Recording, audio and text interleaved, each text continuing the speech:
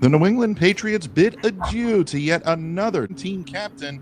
Stefon Diggs is officially official, and where there's a will, there's questions about his wingspan. Stick around, you're about to be locked into this weekend edition of the Locked On Patriots podcast.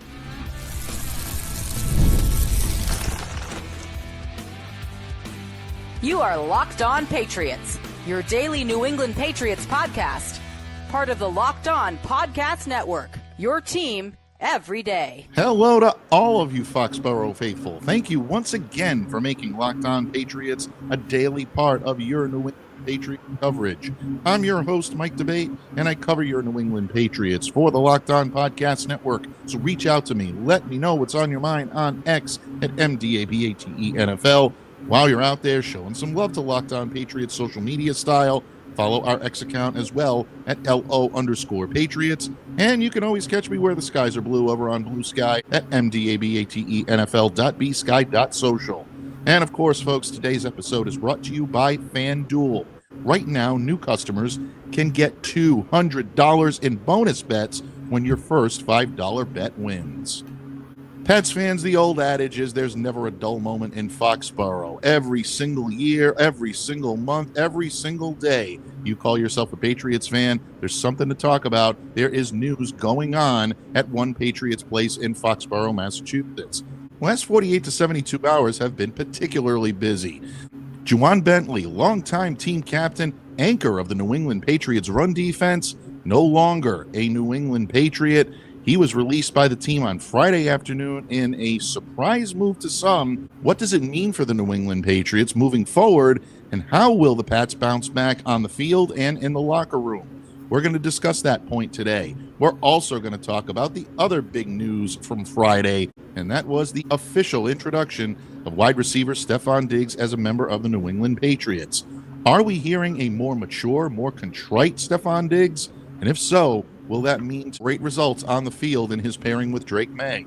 Last but certainly not least, Will Campbell had himself a pro day earlier this week. The left tackle out of LSU made the measurement, but is it enough to vault him into consideration for the number 4 overall pick? We're going to discuss all that today and more, so stay locked in. You're not going to want to miss a single second of the action. Folks, these are tough topics, and they require reasonable thought. And that's why we're bringing in our resident voice of reason today, the only man who can handle the type of reasonable thought that we're going to need to get through all these. My good friend and columnist extraordinaire at PatsFans.com, the co-host of Patriots 4th and 2, my Patriots paisan, Steve Balestrieri. Steve, thank you for joining me today over the weekend. Look forward to your reasonable takes and your wisdom and counsel today, my friend, more than ever. Well, thanks for having me. It's a pleasure. And yeah, what better way to kick off a weekend than, entering in some Patriots talk instead of working. Very Belichickian of you, Steve. Bill Belichick always said that when people asked him about, did he want to keep coaching into his 70s, what he thought about coach players every single day. He always smiled and chuckled and went, it beats working. And I think that's exactly what we can all feel, because let's face it, there is a lot going on right now. Let's start with, I would say, the surprise news of the day on Friday, if not the biggest news of the day on Friday, and that was the release of longtime team captain Ja'Whaun Bentley. Steve, Bentley originally came to the Patriots as a 5th-round draft pick in 2018, played in 83 regular season games, 68 starts, 499 total tackles, 10.5 sacks, 2 interceptions, 11 pass breakups, 4 forced fumbles, and 1 fumble recovery. Also won a Super Bowl with this team in Super Bowl 53. This guy absolutely has been a mainstay of the New England Patriots defense, not to mention arguably their most reliable defender in the middle, and I think the key cog when it comes to that run defense. You saw the breakdown in run defense last year with the New England Patriots, with Ja'Whaun Bentley out of the lineup after a torn pectoral muscle kept him out of the lineup for the remainder of the year. Steve, there are a lot of angles to look at this, a lot of ways in which this move can be interpreted. Let's start right away with on-field. A lot of people may be looking at this and saying, Patriots have a void in that run defense, but with Mike Vrabel and Terrell Williams taking the helm, we saw a much more concerted effort to go downhill, to be more aggressive. And that is not quite what Ja'Whaun brought to the table in a Bill Belichick style defense. So, in that regard, when you look at this purely from an on field standpoint, do you think the Patriots are at a disadvantage here, or was this a necessary move based on the system the Patriots want to run under Vrabel and Williams in 2025? Yeah, I think you hit it right on the head there. I mean, for the system that they want to run, he really doesn't fit. And it doesn't mean he's not a good player. He is. He's a very good player. But, for that faster, more athletic attacking style of defense, Ja'Whaun doesn't fit that mold. He's one of those big, interior linebackers that Bill loved. And, it's just a totally different defense that they're going to run.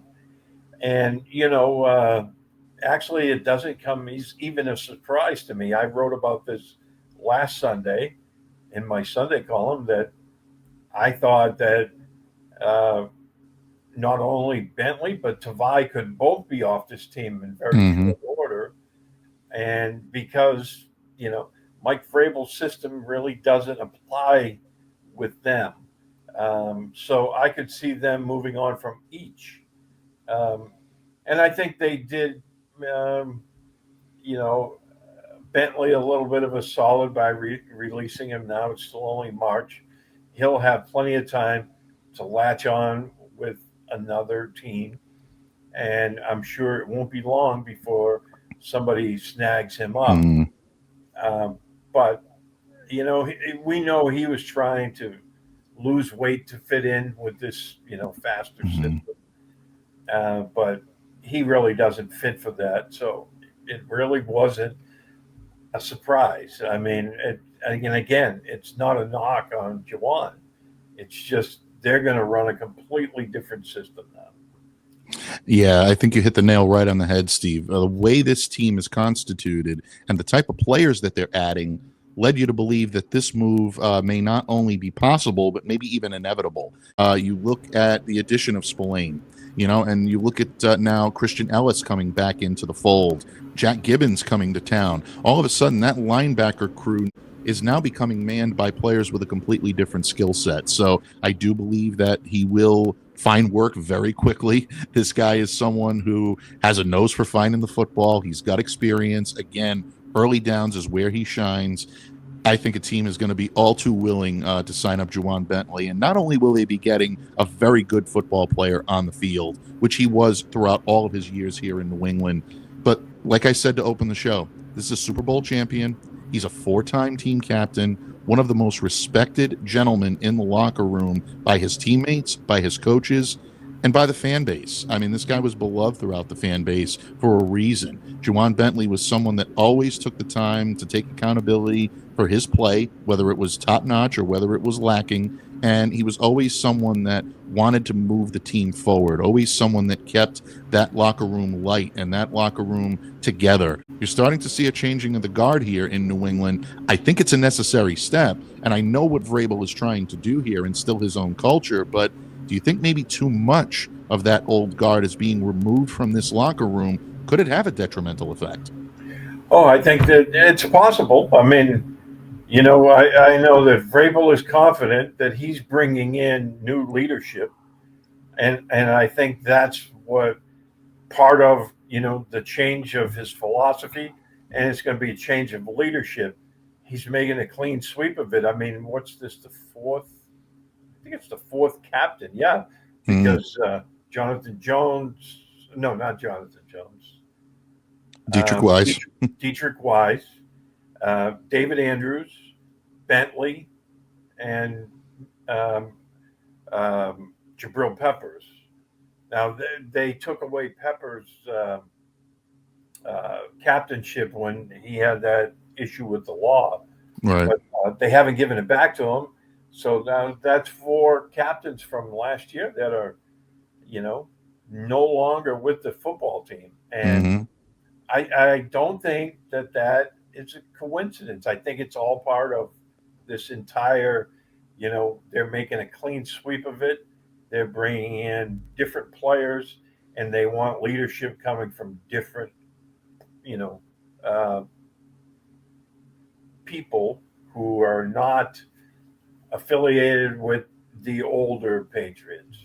Yeah, in a way, it almost felt again like this move was inevitable for the Pats, and maybe it might be the best thing for them. If you want to try to clear some of the old mentality in the locker room and really clear out all of the focus on the previous championships, on links to the glory days, sometimes you do have to do a purge, such as the New England Patriots are doing. And look, the only player left on this roster that has won a ring with the New England Patriots is long snapper Joe Cardona. And I don't think Joe's going anywhere anytime soon. I think his job is pretty secure. But you look at guys on this roster, in this locker room, that were looked upon for leadership. You mentioned Jonathan Jones. Look at the captainship that's gone from this team now. David Andrews, Dietrich Wise, Ja'Whaun Bentley, Jacoby Brissett. You know, I mean, this is a guy that was a captain a year ago. And you mentioned Jabril Peppers and how they took away his captainship, his C. Whether or not that will be back this year, we're not completely sure. In a way, I think this does show that Vrabel is definitely moving on. But again, I think there's an aura of inevitability to all of these moves. And I think moving forward, you're going to see this team molded in the image of Mike Vrabel and his coaching staff. For better or for worse, this is Mike's team now. And now they're going to move forward into a new era and try to forge their own identity. So excellent stuff, Steve. No question about it. We thank you for your insight. I know Bentley was a personal favorite of yours. He was certainly a personal favorite of mine. The tip of the cap to Ja'Whaun, who, like I said, was not only someone that fans could look up to, he wasn't only a very good player on the field. At times, he played to great levels for New England and really helped this defense do great things. But he was always one of the most accountable and always one of the most affable to deal with. And you always appreciate guys like that in the locker room. Whatever team gets him next, we'll be getting a great one in Ja'Whaun Bentley. But Steve, Ja'Whaun Bentley's release was not the only news coming out of Foxborough on Friday. A new arrival has made his presence felt in Foxborough. Stefon Diggs has landed. He is officially a New England Patriot. Pen to paper, contract signed. Stefon saying all the right things on Friday, but what does it mean for the immediate future of the Patriots, and what might this mean long-term for this group? Steve and I are going to talk about the officially official Stefon Diggs, New England Patriot, when this episode of the Locked On Patriots podcast continues, a proud part of the Locked On Podcast Network, your team every day. Locked On listeners, March Madness is here, and FanDuel is giving you the chance to get in on the action like never before. Right now, new customers can get $200 in bonus bets when your first $5 bet wins.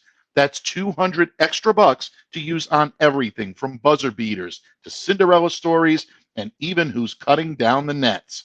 I've got my eye on a few underdogs this year, and FanDuel makes it easy to back them with spreads, totals, and game props. And the FanDuel app is so simple to use. When I win, I get paid instantly with no waiting around. So visit FanDuel.com and get in on the college hoops action all tournament long. FanDuel.com. Patriots fans, thank you once again for joining us here today on Locked On Patriots, bringing you a quick recap here over the weekend of the week that was in Foxborough. Even though the Patriots are letting go of some key personnel, they are adding some, and Friday they added one in a big way, in the form of wide receiver Stefon Diggs, who now joins the New England Patriots. Stefon signed his contract on Friday, making it officially official, and he met with the media for the first time. Here today to break it all down with me is my good friend Steve Balestrieri. And Steve, I know you've had the opportunity to see Stefon step to the podium in New England, talk about himself as a New England Patriot. Definitely an exciting time, without any question. Stefon saying all the right things, saying that Mike Vrabel is a guy that brought him here, believes in his style, believes in his coaching. He's not worried about individual statistics right off the bat. He feels this team is on the proper trajectory in order to win and win soon. And he also mentioned that this is somewhere where he's always admired, a team that he's always looked at as a team that does business the right way. So in that regard, Makes you really, really happy to hear Stefon Diggs say those. But I think the question on everybody's mind here, Steve, is whether or not Stefon's introductory press conference is a sign of things to come, or maybe just what everyone wanted to hear up front. You look at things with such a reasonable tone and a reasonable point of view. I can't think of a better man to ask this question to, and that's one of the reasons why we brought you on today. When you look at Stefon Diggs' introductory press conference on Friday, you look at everything that he brings to town with him, the good, the bad, the ugly, the past, the present, the future. What were your thoughts on Stefon Diggs and his introduction to New England on Friday afternoon? It was very introspective, I think, with his answers, and he talked about, his injury and that he wasn't surprised about the money. That was kind of where he figured it was going to be. And the thing that did surprise me more than anything was he said he came here because of Mike Vrabel.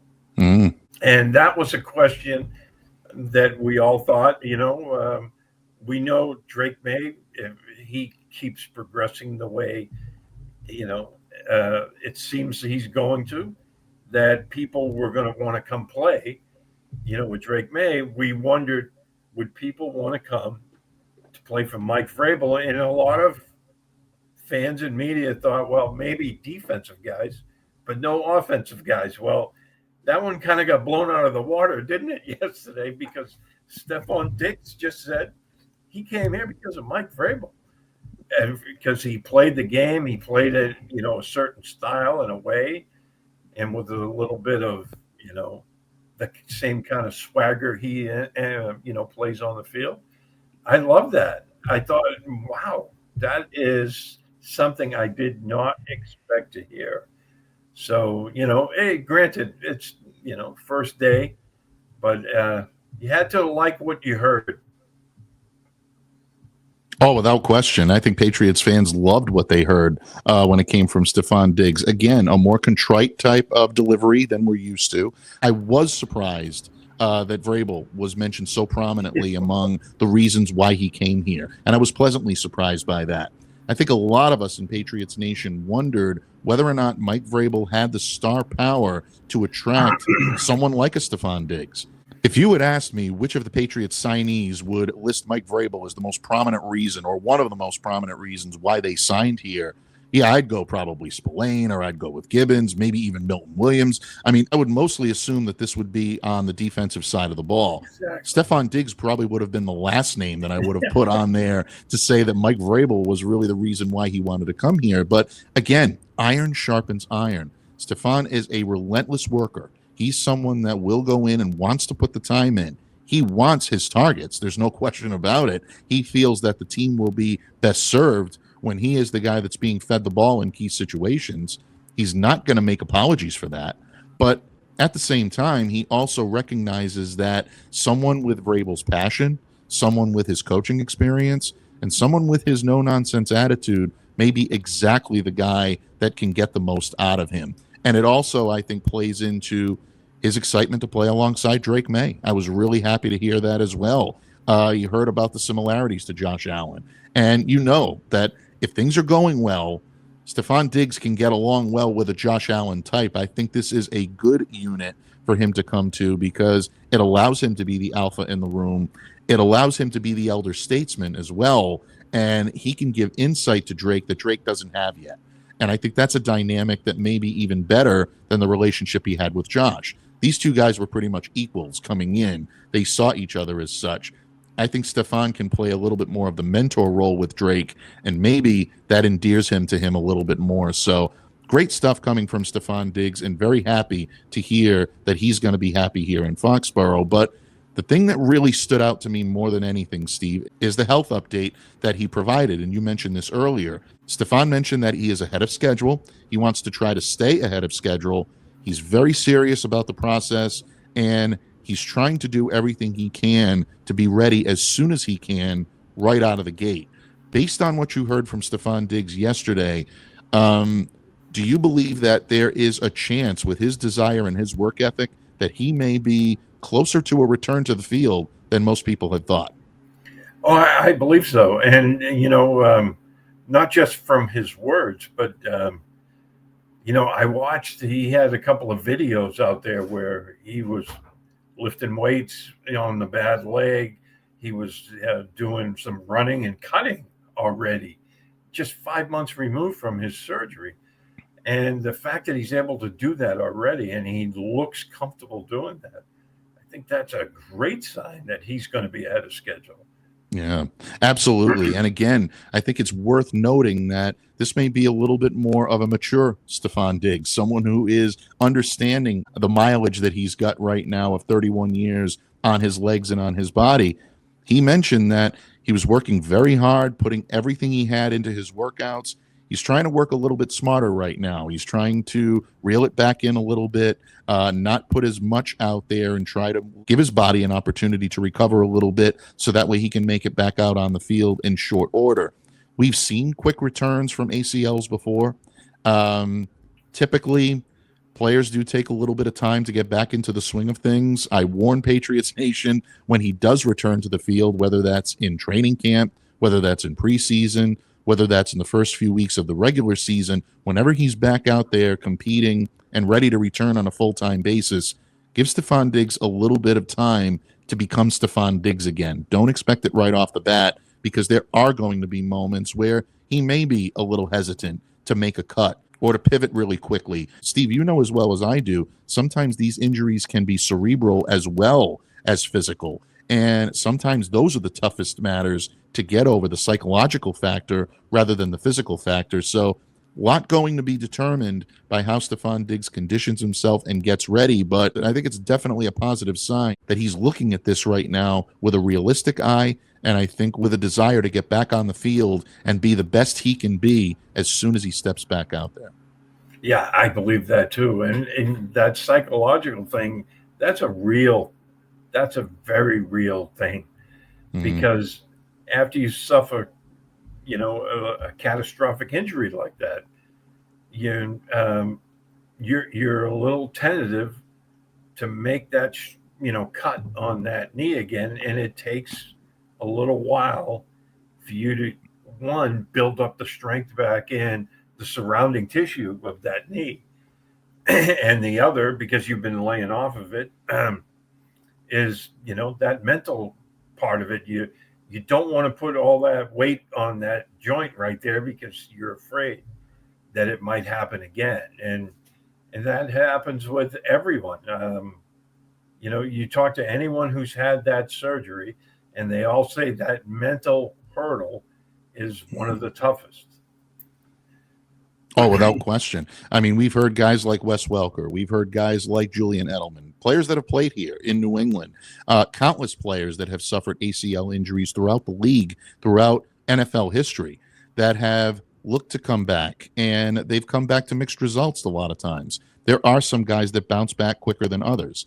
Stefon Diggs strikes me as the type of guy that knows the pitfalls of trying to force yourself back too early, trying to work too hard, trying to do too much all at once. I think he's going to take a temporal approach to this, and I'm really happy to see that, because a couple of weeks ago, I probably wouldn't have told you that he's the type of guy that would do that. I would have thought total aggression, do whatever you need to do, get back out on the field, damn the torpedoes, full speed ahead, and whatever I look like when I get out there, not a problem, because I'll be able to fix it with my skill set. I'll be able to fix it with what I do. I don't think so. I think he's taken a very wise, a very measured approach. I think it's going to lead to better results for him on the field, and of course, better medical results. We all want him to make a full recovery, not just for what he can do on the field, but for himself as a person. But folks, even though this may be a little bit more of a contrite Stefon Diggs, I assure you that confidence is still there. Someone did ask him yesterday about his production, and you could see the confidence still brimming from Stefon Diggs, and I loved it. He came out and said, look, I've always been productive. I can move the chains. I can go intermediate. I can go deep. I've done it through all my entire career. He knows what he can do. He is very well versed in his own skill set. And to be totally honest with you, Steve, I think it's exactly what this wide receivers room needs. A veteran that knows his capabilities, knows his ceiling, knows his floor, and he's going to be reaching for the stars every time he gets out there. But also that little, he's got that Viper in him. He's got that, Commander Mike Metcalf in him a little bit. I like that in a pilot. I like that in a wide receiver because it is something that's going to serve him well, especially when he's trying to set the table for a young quarterback like Drake May. So for anybody wondering whether or not you're going to get a Stefon Diggs that's too contrite out there, folks, now, I tell you, listen to that press conference again yesterday. That confidence is still very much there. I think it's going to serve him well on the field. Yeah, absolutely. I think, he sounds like a more mature, guy that understands where he's at.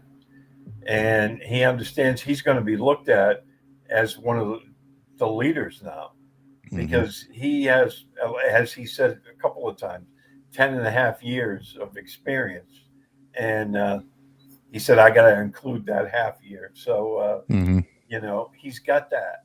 And we all know his ability to run routes, get open, beat press coverage. One of the best. All of that. And so I'm expecting really good things from him. Maybe not right away because it's going to take him a little time to, find his feet again after being injured. But I think he's going to have a very, very good year for the Patriots.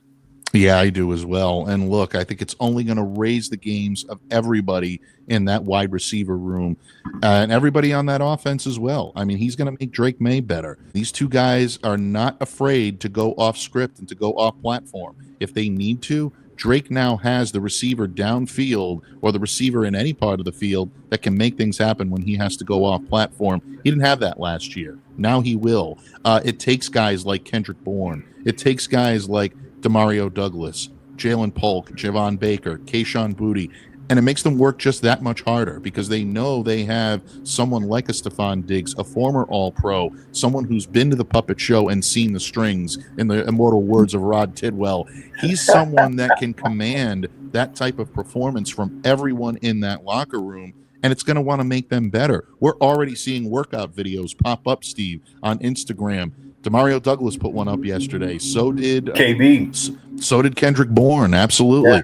These are the guys now that are looking at this and saying, okay, now we're really playing pro ball. I have to elevate my game. If we can work together as a unit, we can be a pretty special group and maybe surprise some people. You love to see that type of presence come into a team and elevate everyone. So far, it's having the right effect. Hopefully, it will continue. Stefon gets healthy. He returns to the field. Everybody stays in good spirits, and this may be one of the better signings in New England Patriots history for an awful lot of reasons, but it still hasn't answered everyone's questions on the Patriots just yet. And one of the biggest outstanding questions, folks, is who's going to play left tackle? Who's going to protect Drake May's blind side? Well, earlier this week, one of their primary draft targets had himself a pro day. That's right. LSU left tackle Will Campbell weighed in, or measured in is a better way to put it.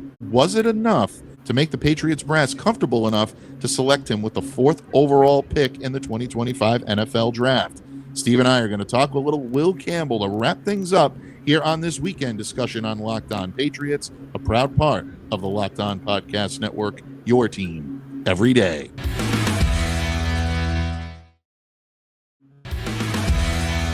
Patriots fans, thank you once again for joining us here today, spending part of your weekend here on Locked On Patriots as we continue to break down the week that was and the biggest stories coming from your New England Patriots.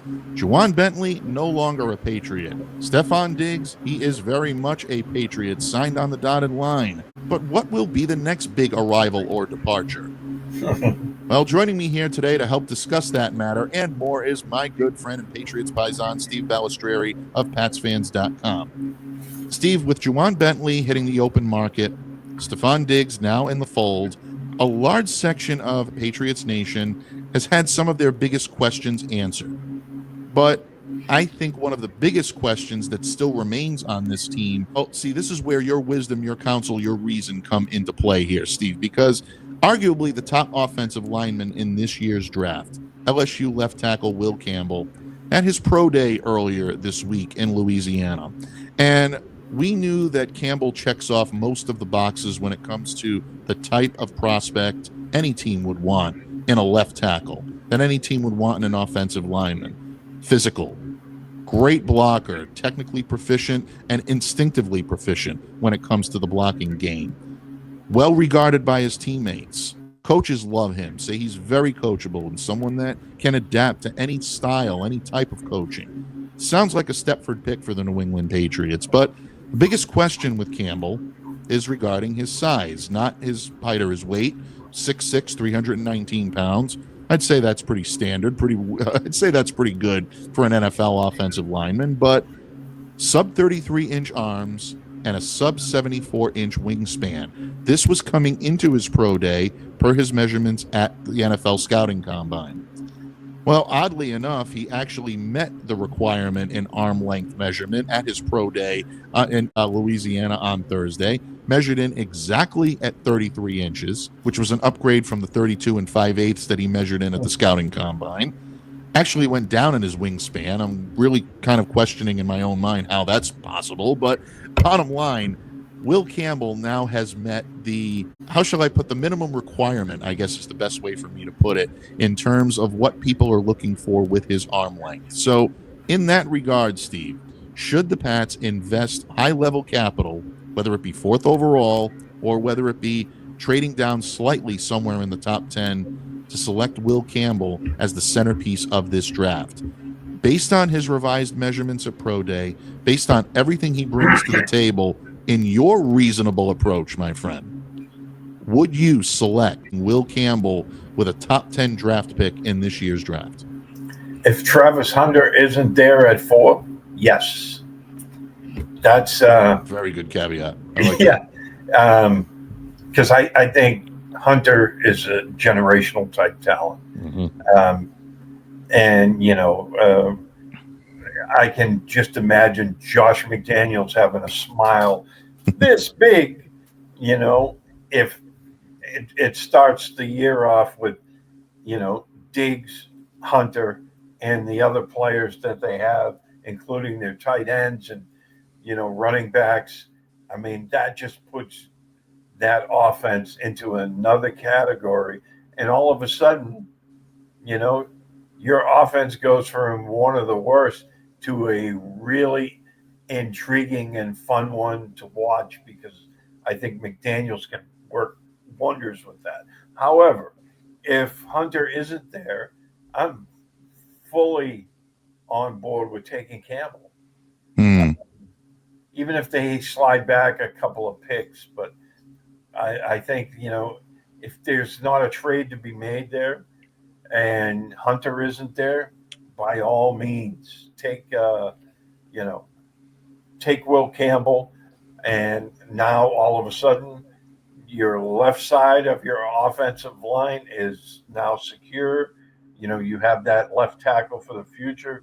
We've seen the tape, and as you and I have talked about many, the tape is the thing. Measurables are fine. I think they're important to a degree, but you can have the greatest measurables in the world, but if your tape isn't good, what does it do for the team that's after you? So I think that's important, and his tape speaks for itself. I love his attitude. I love that he's got that edge to him. He plays with the edge. I think Mike Vrabel would fall in love with a guy like him. So, yeah, that's my caveat. But like I said, if Hunter isn't there, I'm on board with taking Will Campbell.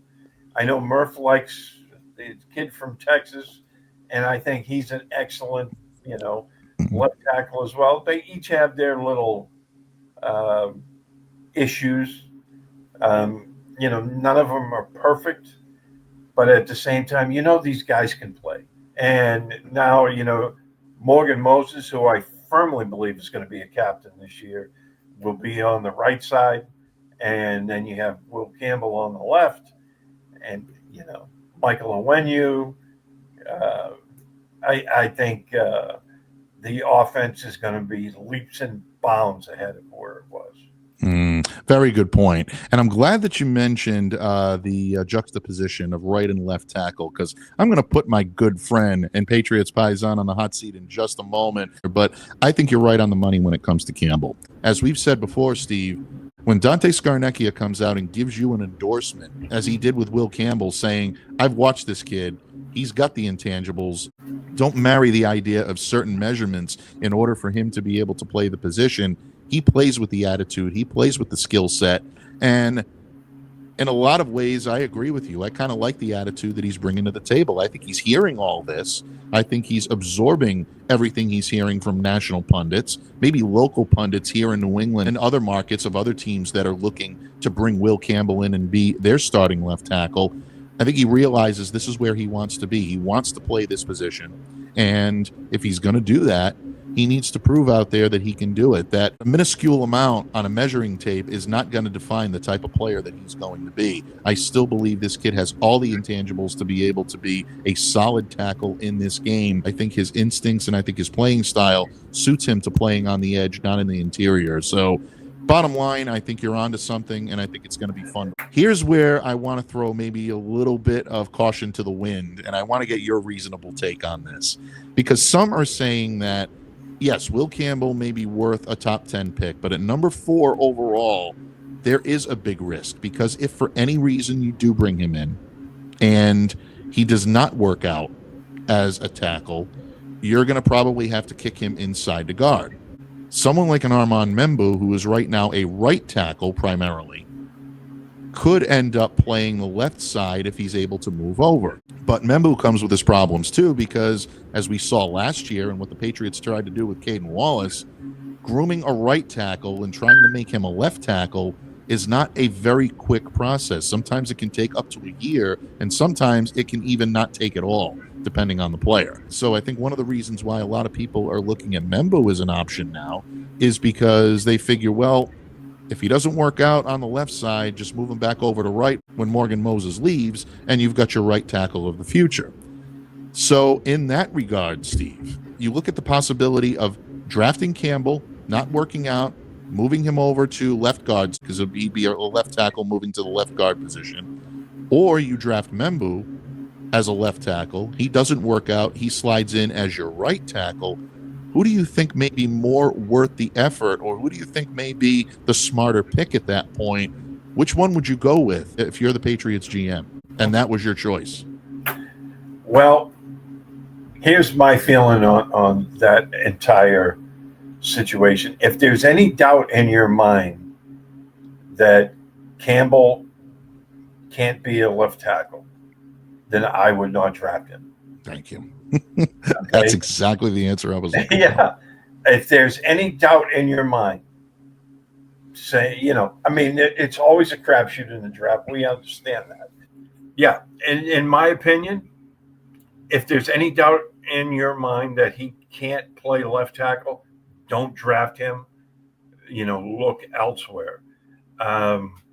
Even if it's a different position. Now, like I told you, my dream scenario that Travis Hunter would still be there at number 4, and then I would trade back into the first round and go for Josh Simmons. Yeah, absolutely. And again, you're looking at the skill set. Simmons checks all the boxes. He is a natural left tackle. I agree with you. I think it's too risky to draft someone and to say, oh, well, we can always use him somewhere if he's not in the position we wanted. Yeah, that's too much draft capital to invest. That's too much of a risk to take at too high of a selection level in the draft. Once again, folks, this is the reasonable knowledge that we need. That's why we call him the resident voice of reason. That's why he lends that reason each and every week here on Locked On Patriots. Thank you, my friend, once again for talking us off the ledge and giving us a reasonable approach to the 2025 NFL draft, bud. Thank you. And it's always a pleasure, my friend. Let's do this again real soon. Absolutely. Can't wait, my friend.